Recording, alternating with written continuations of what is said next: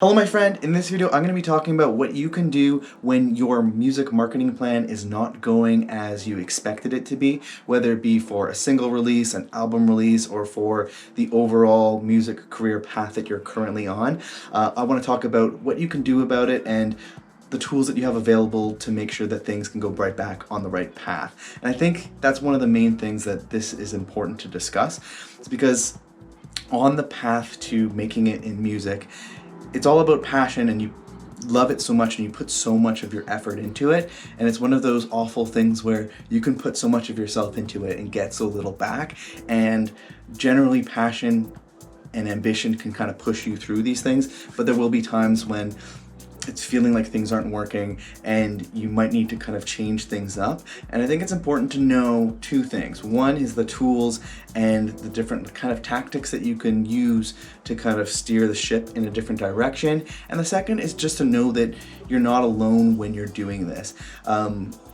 Anybody that's carrying out a plan, whether it's for music, marketing of any kind, learning how to tie your shoes, it's very common to have a plan and for it to not go according to plan, and that everyone goes through that. So like in this video, primarily I will be mainly using an example in my own career path right now. And if you've been following me for a little bit, then you probably have some idea that I've hit some decent amount of success, like 3 million streams on Spotify and a bunch of editorial playlists. And I'll link to a little bit talking about that specifically above, as I usually do.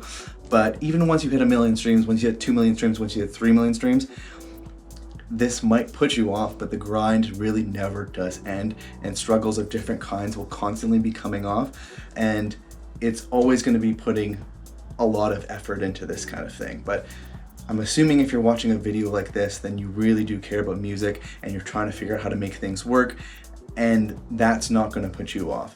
If you're in music for like making money or a quick one-off thing, you're most likely wasting your time. I'll tell you that 100%.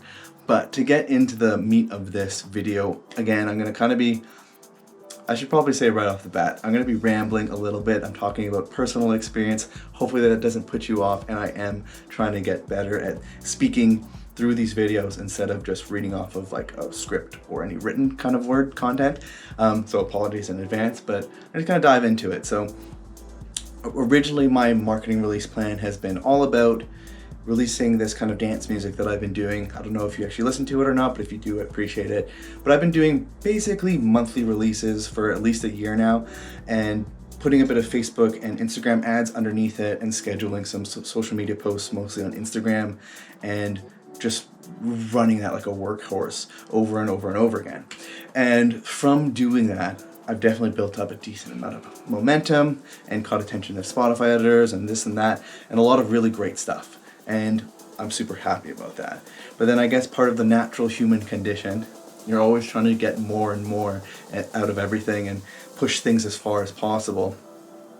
So I also announced a second plan in a couple of videos back, if you've been following this, where I mentioned I do the dance stuff, and I've been working on some more chill style of music that I wanted to release. And there's a couple of things in this. I wanted to start releasing this more chill side of music, either as a new project or part of the same name. Haven't fully figured that out, but I wanted to do this in addition to what I'm doing with the dance stuff. So that'd be a monthly release with dance music and a monthly release with chill music. And one thing that I was pretty excited about doing this for was kind of starting something at ground one, like fresh off the boat.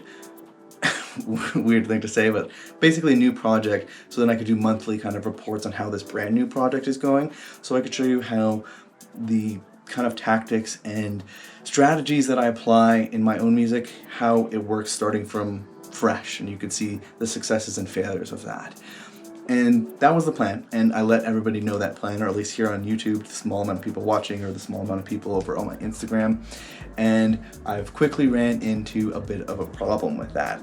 So if you've checked out one of my previous videos about single release strategies, which I'll link to above, you'll know that I generally like to batch my music. So I'll have 4, 5, or 6 months of music set up. So that way I have the music all set up for the next 6 months. I can focus on just easily releasing them, and I don't have to worry about to the wire figuring out little mix things and mastering things to the last minute. I can just carefree release music. I have that all set up. And so maybe you might be able to tell where I'm going with this, but I only have about 2 months left of music with that dance stuff, and that's a huge problem for me.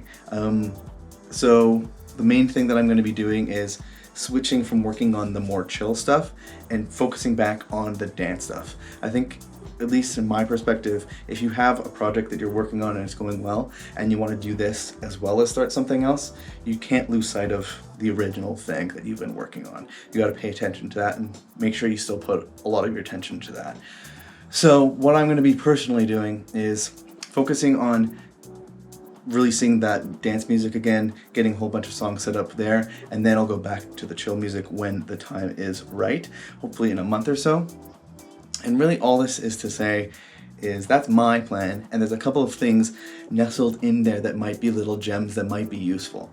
So one thing is the importance of having a plan. So you can see that I thought out a plan in general, and then I carried out the plan, made sure the plan worked for me, and then kept doubling down on that plan. But a second thing is actually announcing that plan to anybody, whether it be your mom or your cat or your dog or your friends, or if you have some kind of fan base, mentioning it on YouTube, mentioning it on Instagram, that kind of stuff. It's called accountability. Talking about real life stuff here, right? It's accountability, and it's important in a couple ways. One is when you're making a plan that you're going to ultimately have to announce to the world, you put a little bit more thought into it naturally, because you need to make sure that you could actually hit it and it's something realistic and that the chances of you hitting it are high. And then the second thing is that you know that you have these people that heard your goal in your plan, and if you do not hit it, then you kind of have to answer to them. You're the one who has to say, I screwed up, or this or that, or hope that everybody forgot. And that's a bad feeling, and I think knowing that other people know your plan makes you push to that plan a little bit harder. So I think that's important, and that's what I did announcing the first plan a couple of months ago, or a few weeks ago, sorry, as well as right now where I'm announcing kind of a slight change in the plan. You have to think it through more, and you're pushed to hit it more. Then the third thing is a concept called pivoting, which comes from like the tech startup world. And generally the idea is have a plan, of course, but you got to always be aware of how things are impacting you or how the results are actually coming in, and decide if that's still working for you or if there might be a better opportunity somewhere else. Rambly way to say it, I know, but the general idea might be, say you were working on creating a black box. You really wanted to create a black box. And you made the black box, you started putting it out there, and people didn't really like it. And they kept saying that, hey, we really want a red box. In that situation, it would be important to listen to what people are saying and pivot over and start putting out a red box. Similar to if you're putting out a black box and it wasn't working for you, it was too much work, the workflow didn't work, a red box might make more sense, then you might want to pivot over to the red box. More into music, this might be if you're really, really like, your head was in, I want to put out a new TikTok every single day, but that wasn't working for you. It was too much work and maybe the results weren't showing. You might want to switch things up. Maybe do all 7 TikToks in one day so you could just post them throughout the week. Maybe it's turning out that people are more interested in what you're doing on Instagram and you need to switch over and do things on Instagram. Basically, the whole concept is taking a look at what's working for you and how people are receiving what you're doing, and making changes and not being afraid to make a change, even if you've announced that change in the first place. I think a good example of this might be, this might be surprising. Right now, it seems like I'm obsessed with Spotify. I'm writing articles about Spotify, making videos about Spotify, getting millions of streams on Spotify. Before that happened, I was actually very against it. There were some trainings that I was doing, and they were talking about how Spotify is not good because you won't get actually any real fans and this and that, and it's important to focus on like Facebook and other things. And so I was kind of against building up anything on Spotify, sending any traffic over to Spotify, and I was very hard against it. As I kept releasing music, I was doing weekly releases a couple years ago, mostly putting them on Facebook and then as well as YouTube. I started doing monthly releases on Spotify, even though I was kind of against it. And then once I saw things picking up on Spotify, I had to kind of reassess my plan, see that although I wanted to do more of a YouTube-based approach, things were looking better on Spotify. So I decided to swallow the pride of that whole thing and focus on Spotify. And that's clearly worked quite well for me. So I'm very happy that I was able to do that. But it is one of those things when you're in that situation, especially if you're kind of headstrong and you really want to do what you want to do, sometimes the best thing is to take an outside look on things, see if it makes sense to switch things up a little bit, or at least try to do something like that. Anyways, that's kind of a really big rambling one. Hopefully this made sense, and hopefully this style of video makes sense where I'm kind of rambling a little bit. Let me know in the comments actually, because that would be helpful to not do this, because I would happily not if it makes more sense, whichever works. I'm happy to pivot to another direction. So let me know if this is making sense and if this style of video is making sense. I'd love feedback and be able to change on that as well. And the very last thing is, I did mention that one of the big reasons I wanted to do this kind of chill project starting from scratch was that so that I could do monthly releases as well as do kind of a monthly report of what's working for me and what's not working for me.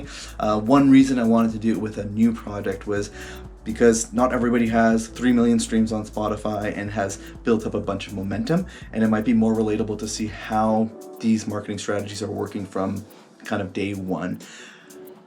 It's looking like I'm not going to be able to do that quite yet, at least. So what I think I might do instead, if it's okay, is still do a monthly kind of report, but do it more on the dance music stuff that I'm doing, and let you know how that's going. I think on the one hand, it's maybe a little bit less relatable because there's already a bit of like momentum built up on that project, but also on the other hand, I think it'd be interesting to still see how good I'm doing here and how bad I'm doing, because I'm still constantly trying new things month to month, and you'll be able to see how many streams each song is getting in the first like 28 days, because I am doing monthly releases still, as well as seeing maybe like a monthly report of my DistroKid earnings for each month, so you could see kind of what the end result of all that kind of looks like as well.